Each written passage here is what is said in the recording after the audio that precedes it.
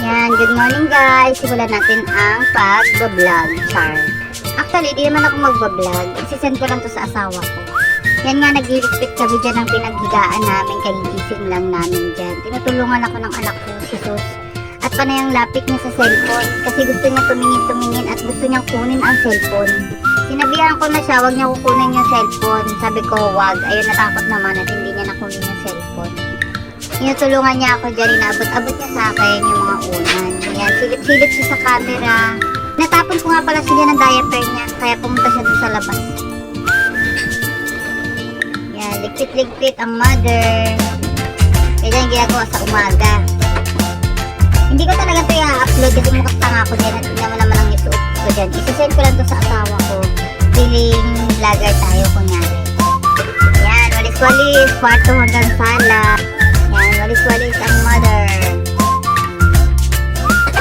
Sabi ko kay Bibi, umupo lang siya. Pag hindi siya mapakali, ayan o, ang likot-likot niya. Malikot talaga yan si Susi. Ayan na dumating na yung anak ko, yung natutog ko na pala yung pumili ng pandesal sa Pilipino at saka ng sopas ni Bibi.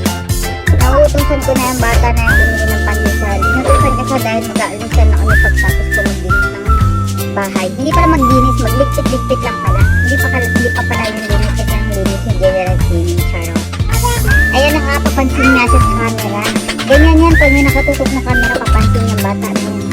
Yan, bisibisihan.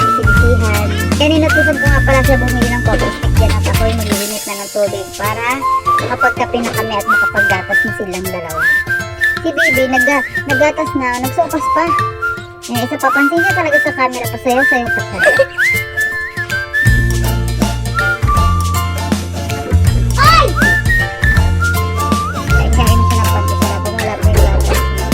Bibilin, abang-abang din sa debit niya. Excited yun. Send ko to sa asawa ko, hindi ko i-upload. Try lang. Try ko lang kasi mag-edit sa bago kong download na video editor.